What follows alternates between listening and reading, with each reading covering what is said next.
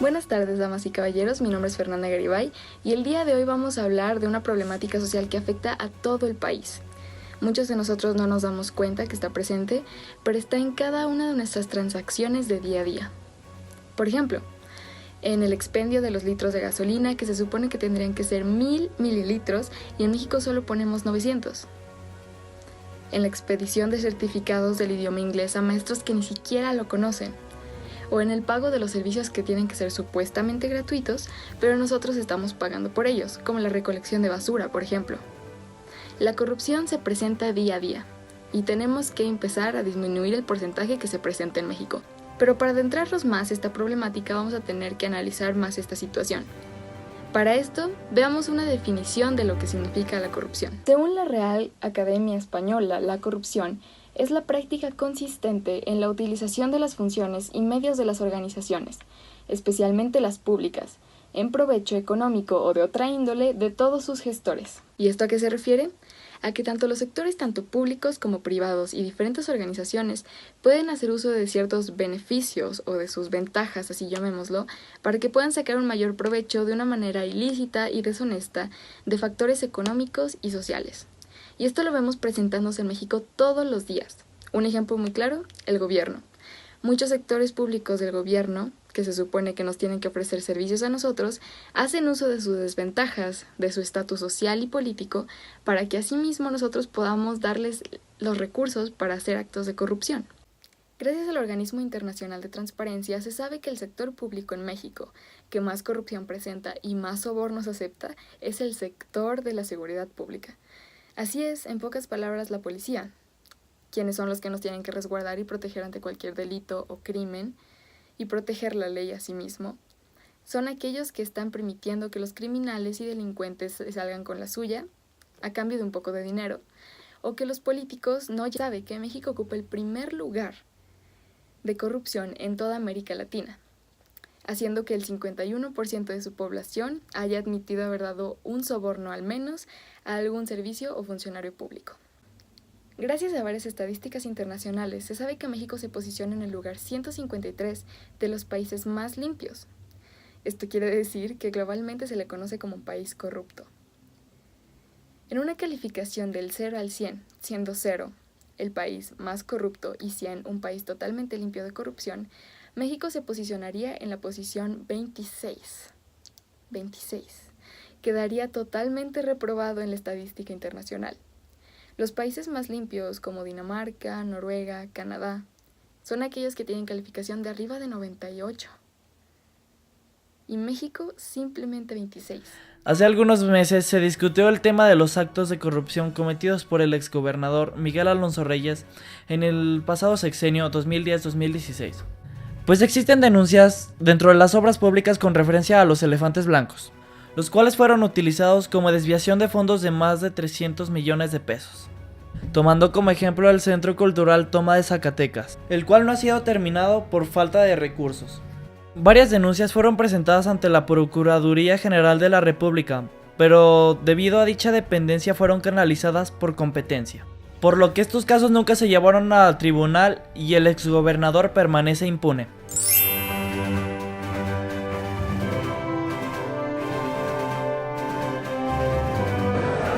Hay varias cosas que se han planteado en el debate público por hacer.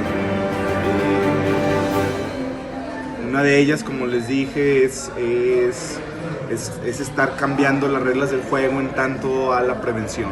Si estamos viendo, por ejemplo, que a una persona la asaltaron aquí afuera, y aquí afuera es una, pues, en la acera, pegado a la vialidad, y que pues está oscuro, que hace falta que revisen que estén vigilando los policías, que necesitamos arreglar la zona, pues yo creo que sería pertinente hacerlo, ¿no? Poner alumbrado, darle una manita de gato, arreglar, tratar de que haya más policías vigilando para que ya no existan más víctimas, ¿no? Para que ya no roben a más gente. se presenta en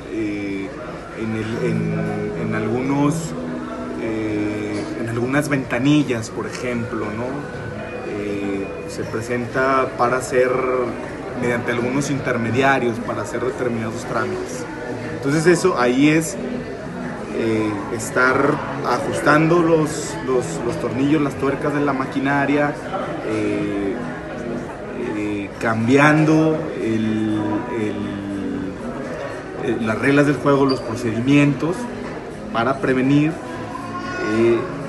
igual disminuir los casos de impunidad, ¿no? Disminuir la impunidad que existe. Eso también debe de ir aparejado.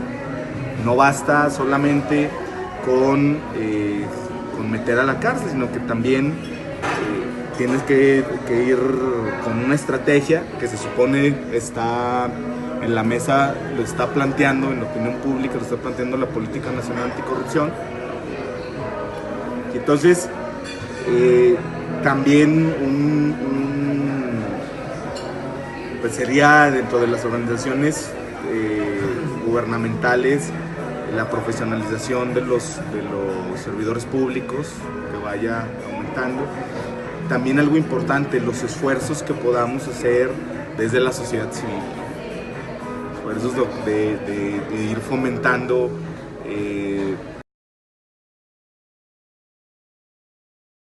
no, sino desde clubes que se juntan para jugar ajedrez, para ir a jugar fútbol, para ir a jugar básquet, ¿sí?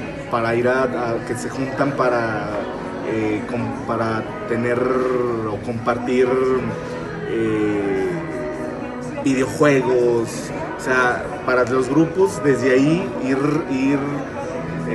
tratando de fomentar conductas que tengan probidad, ¿no? Que sean disminuir el umbral de la trampa, ¿no? De alguna forma la trampa pues siempre se va a presentar por ahí, sin embargo no hacerla la regla por excelencia, ¿no? Que esto también es una tarea que debemos de construir desde la ciudadanía, desmantelar las redes de corrupción. Desmantelar las redes de corrupción ya es un poquito técnico esto, pero es pues mediante estrategias de inteligencia financiera, ¿no? Bueno, pues para empezar, su nombre y a qué se dedica. Mucho gusto, mi nombre es Eduardo López de Lara, soy profesor aquí en el Tecnológico de Monterrey y además pues hago algunos servicios profesionales externos. Ok. Bueno, este tema vamos a hablar, esta entrevista es acerca de la corrupción. Okay. Y una de las primeras preguntas es ¿cuál es la principal raíz de la corrupción? Pues en principio la formación que cada uno recibe en su casa, que no la respeta como debería ser, y luego las oportunidades fáciles de tomar ventaja en circunstancias. ¿Existen medios para combatirla directamente? Pues yo creo que se han intentado varios, como el Instituto Nacional, Instituto Estatal, Instituto Local Anticorrupción, la Contraloría Estatal, Contraloría Municipal, la Auditoría Superior de la Federación, todo eso hablando pues del gobierno, ¿verdad? Y intentan disminuir el grado de corrupción o de desviación que hay en la operación del gobierno, aunque también eso ha entorpecido su funcionamiento, ya que se ha hecho muy lento, con demasiada supervisión, y el ingenio del mexicano siempre le da vuelta, o sea que nomás se entretiene más, pero al final es muy triste, pero muchos que van a la cárcel por corrupción, hablando del gobierno, son por cuestiones realmente menores, y los que son públicos, conocidos por todos, pues ahí siguen libres. Muy bien. ¿Qué es lo que usted cree que puede detener la corrupción? Bueno, mi opinión es un poquito fuera de lo normal que ustedes van a escuchar en las respuestas que otras personas les den, Pero yo confío en que el uso intensivo de la tecnología, de informática, en donde ya se empiecen a ser transparentes para todos las operaciones, las transacciones, se pueda rastrear el dinero, los contratos, con tecnología blockchain, que es imposible de craquear, de romper. Eso va a permitir que todos dejemos un rastro indeleble a perpetuidad. Entonces eso, en mi opinión, es lo que va a salvarnos de esta porquería que es la corrupción, la tecnología bien aplicada. Muy bien. ¿Cómo se puede corregir la corrupción a largo y mediano plazo? Bueno, hay que, como profesor que soy, ustedes jóvenes estudiantes, creo que nuestro trabajo continuo, aunque parezca a veces infructuoso, es primero tratar de ser un buen referente, porque si yo no me comporto de manera honesta, responsable, puntual, cumplo lo que digo y trato de ser congruente, pues ustedes no me van a creer. Entonces primero yo tratar de ser pues a la medida de mis posibilidades, un buen referente. Luego ustedes pues tomar buenos ejemplos y recompensar las buenas prácticas y enseñarnos a todos que la riqueza por sí nada más porque sí no hay que exaltarla. Lo que hay que exaltar es la forma como se adquirió. O sea, si alguien es inmensamente rico, pero lo hizo resolviendo un problema a la comunidad, mejorando la calidad de vida de su entorno, innovando, utilizando la tecnología, levantándose temprano, cumpliendo con la ley, pues merece todo nuestro respeto. Uh-huh. Si alguien es inmensamente rico por hacer favores, torcer la ley o quedarse con lo que no es de él merece todo nuestro desprecio. ¿Cómo cree que afecta la corrupción a la ciudadanía? Pues totalmente. Hay estimaciones, no las tengo ahorita frescas en la memoria, pero de varios puntos porcentuales del PIB, lo que le cuesta la corrupción al país de México. Uh-huh. Entonces, todo ese dinero o esos recursos o ese tiempo o esas personas trabajan por algo que no tiene ningún beneficio para la comunidad. Si alineamos todos esos potenciales ya con menos corrupción, no voy a decir con cero, porque bueno, ese es quizá una utopía, pero algún día vamos a llegar. Pero que ya todos sepamos respetar la ley y saber que lo que uno hace tiene consecuencias, y estoy seguro que nuestro gran país mejoraría muchísimo. Y eso es sobre todo importante para ustedes que son muy jóvenes. Uh-huh. Ustedes necesitan tener un muy buen mundo, o mejor que el que tienen, pues para su futuro, para que luego cuando tengan hijos y nietos, pues estén contentos y vivan mejor que ustedes y que yo. ¿Cómo ven? Bueno, pues eso sería todo. ¿Ah, sí? Así bueno, es. Pues un gusto. Y a pesar de que la corrupción predomina en el gobierno, los ciudadanos no ayudamos nada a que esta problemática se erradique.